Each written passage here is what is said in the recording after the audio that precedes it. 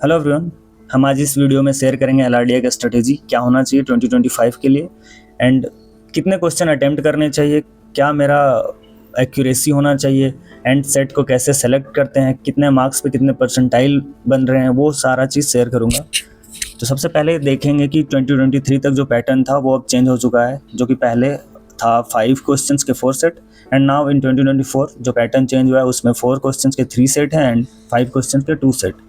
तो अब अटेम्प्ट इसलिए हम लोगों का बढ़ जाएगा क्योंकि अब डिफ़िकल्टी लेवल थोड़ा कम आ रहा है पहले से, और वो हम देखेंगे इसमें कि 99 परसेंटाइल जो 2024 में बना था वो 38 मार्क्स पे था, दैट इज़ ऑलमोस्ट 14 मार्क्स। तो हमारा अटेम्प्ट एटलीस्ट 16 क्वेश्चन होना चाहिए कि एक दो क्वेश्चन गलत भी हो जाए तो भी इतना आ जाए। और अगर पैटर्न रिपीट होता है 2023 वाला तो आप 2 सेट में भी 99 एज्यूम कर सकते हो, बट आई एम एज्यूमिंग कि पिछले साल वाला ही पैटर्न रिपीट होगा 2024 वाला।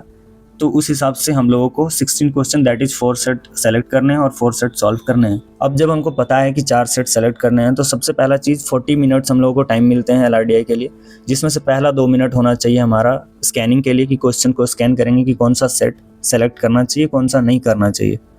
और वो सिलेक्शन आपको 2-3 पैरामीटर पे करना है। सबसे पहला चीज़ वो जो सेट है वो एलआर है या डीआई बेस्ड है। देन उसका लेंथ क्या है, लेंथ शॉर्टर को ज़्यादा प्रेफरेंस देना है। ऑल्सो इन्हों की जो शॉर्टर सेट्स होते हैं वो डिफ़िकल्टी उसकी ज़्यादा होती है क्वेश्चंस की, बट क्योंकि पिछले साल से डिफ़िकल्टी थोड़ा कम हो चुका है तो वो भी अब सॉल्व हो सकता है। एंड जब आपको 4 सेट सॉल्व करना है तो ये सब तो सोचना ही नहीं है, फिर आपको बस देखना है कि कौन सा सॉल्व करना है और वो करना है। नाउ जो आपका पहला सेट होना चाहिए वो आपके फेमिलियरिटी के हिसाब से होना चाहिए कि जिस सेट से आप फेमिलियर हो चुके हो, जिस टाइप के क्वेश्चन आप पहले प्रैक्टिस कर चुके हो वो सेट होना चाहिए, और लेंथ उसका थोड़ा कम हो तो ज़्यादा बेटर होगा आपके लिए, क्योंकि फर्स्ट सेट जो होता है वो आपका एलआरडीआई का पूरा स्कोर का प्रिडिक्शन कर सकता है। एंड ये हम क्यों कह रहे हैं, क्योंकि अगर फर्स्ट सेट ख़राब होता है तो सेकेंड वाला सेट भी बहुत मुश्किल से बनता है फिर। इसीलिए फर्स्ट सेट वो चूज़ करो जो ईजी लग रहा है आपको। अगर एग्जाम्पल के लिए मैं बात करूँ लास्ट ईयर 2024 का स्लॉट 1 का एलआरडीआई का, तो मैंने जो पहला सेट चूज़ किया था वो कैंडल स्टिक वाला था, क्योंकि वो ईजी था, क्योंकि मुझे थोड़ा बहुत पता है कैंडल स्टिक के बारे में, तो मैं इससे फेमिलियर था, तो मैंने पहले इसको अटेम्प्ट किया और ये बहुत ईजिली सॉल्व भी हुआ था। तो वैसे ही आपको भी सेलेक्ट करना है जिससे थोड़ा बहुत फेमिलियर फील हो आपको। एंड अगर आप एलआर के लिए जा रहे हो पहले, तो एलआर इस बेसिस पे देख के सेलेक्ट करना कि उसका स्टेटमेंट कितना है। अगर ज़्यादा है तो फिर ज़्यादा उलझोगे आप उसमें। मानते हैं कि जिसमें कम स्टेटमेंट होते हैं वो उसके क्वेश्चन टफ हो सकते हैं, बट इतना भी टफ नहीं होगा कि आप सॉल्व ना कर सको, आप बना सकते हो। तो ज़्यादा स्टेटमेंट वाले क्वेश्चन में मत फंसना इस बायस पे कि जिसमें स्टेटमेंट ज़्यादा है उनके क्वेश्चन ईजी होंगे। मेरी जो स्ट्रेटेजी होती है, मैं एलआर के लिए पहले जाता हूँ। अब रीज़न ये है क्योंकि नेक्स्ट हमको पता है कि सेक्शन जो आने वाला है वो क्वांट है, एंड क्वांट में कैलकुलेशन में फंसना तो है ही, तो मैं उससे पहले खुद को बचाना चाहता हूँ कैलकुलेशन से, क्योंकि अगर कैलकुलेशन मिस्टेक इधर ज़्यादा होने लगा फिर जो माइंड का बैंड बचेगा ना, वो फिर नेक्स्ट जब क्वांट के लिए जाओगे तो फिर माइंड साथ नहीं देता।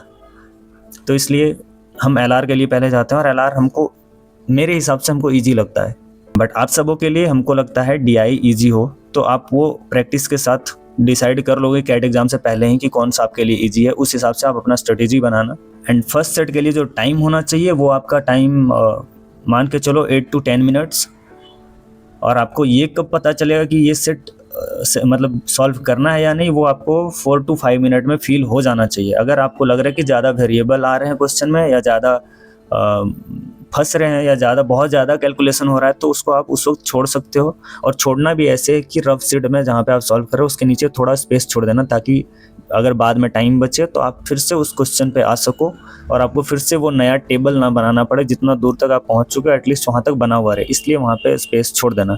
ये बहुत अच्छा होगा अगर आप लास्ट में 7 मिनट या 5 मिनट बच रहे हैं तब ये सेट को सॉल्व कर सकते हो। नेक्स्ट, अगर आपका सेट पहला सॉल्व हो चुका है तो सेकेंड जो आप चूज़ किए हो वो भी इजीली बन जाएगा, क्योंकि आपका कॉन्फिडेंस ऑलरेडी हाई होगा तो आपका बन जाएगा। बट अगर फर्स्ट सेट सॉल्व नहीं हुआ है तो पैनिक नहीं करना, क्योंकि अगर पैनिक कर गए फिर तो बहुत मुश्किल हो जाएगा। ऐसा नहीं है कि फर्स्ट सेट आपसे नहीं बना है तो सेकंड नहीं बनेगा, कभी कभी आपका चूज़ किया हुआ सेट गलत हो सकता है। तो की ये है कि आपको पैनिक नहीं करना है। सो काफ़ी लोग टीटा क्वेश्चंस देख के सेट पे जाते हैं, बट मेरी एडवाइस ये होगी कि टीटा या एमसीक्यू देख के मत सेट चूज करना।